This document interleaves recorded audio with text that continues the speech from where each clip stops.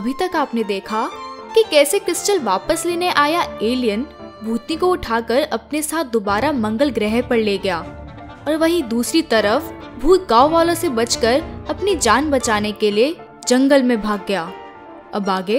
हे भगवान, अब मैं क्या करूं? अगर गांव वालों ने मुझे पकड़ लिया तब मैं अपनी पत्नी की जान कैसे बचाऊंगा? आखिर वो एलियन मुझसे क्रिस्टल क्यों मांग रहा था? तभी बहरूपिया भूत को एलियन की बात याद आती है। अगर इसे जिंदा देखना चाहते हो तो क्रिस्टल लेकर मंगल ग्रह पर आ जाना।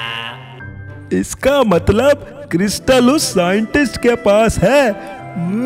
साइंटिस्ट, मुझे साइंटिस्ट को ढूंढना होगा, तभी मैं मंगल ग्रह पर जाकर अपनी पत्नी को बचा पाऊंगा। दूसरी तरफ साइंटिस्ट बहुत खुशी से अपनी लैब में क्रिस्टल की जांच कर रहा था। अरे वाह, ये क्रिस्टल तो हीरे से भी ज्यादा सुंदर है और बहुत एक्सपेंसिव लग रहा है। मैं तो माला माल हो गया। काश एक आध क्रिस्टल और हाथ लग जाता तो और भी मजा आ जाता। इतने में एक व्यापारी साइंटिस्ट की लैब आता है और बोलता है, अरे भैया, सुना है आपके पास हीरे से भी अधिक मूल्यवान वस्तु है। मैं हीरो का व्यापारी हूँ और आपसे हीरे जैसे दिखने वाली वस्तु खरीदना चाहता हूँ। बताओ क्या ख्याल है?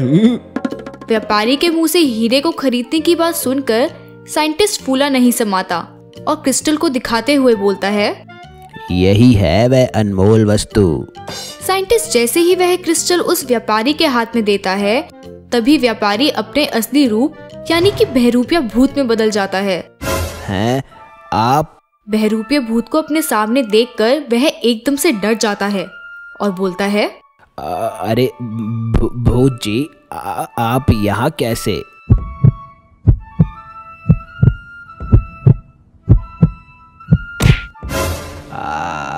अरे मूर्ख, तेरी वजह से वो एलियन मेरी पत्नी को उठा ले गया। आखिर मैंने किया क्या है?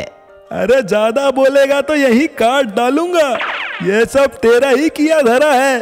अब जल्दी मेरी बात सुन। बहरूपिया भूत साइंटिस्ट को सारी बात बताता है और अपने साथ उसी स्पेसशिप में दोबारा मंगल ग्रह पर चलने को कहता है। साइंटिस्ट भी अपनी जान बचाने के लिए बहरूपिया भूत की बात मान लेता है और कहता है, ठीक है, मैं आपको मंगल ग्रह पर ले चलूंगा, पर इस काम में एक व्यक्ति की और जरूरत पड़ेगी। वो तुम मुझ पर छोड़ दो। ऐसा कहकर बहरूपिया भूत कल्लू पहलवान के घर जाता है और कल्लू पहलवान के पास जाकर बोलता है, कल्लू, कल्लू मेरे भाई, तुम ठीक तो हो ना? ज्यादा चोट तो नहीं आई तुम्हें? अपने दोस्त भोला को अपने असली रूप में देखकर कल्लू पहलवान बहुत डर जाता है।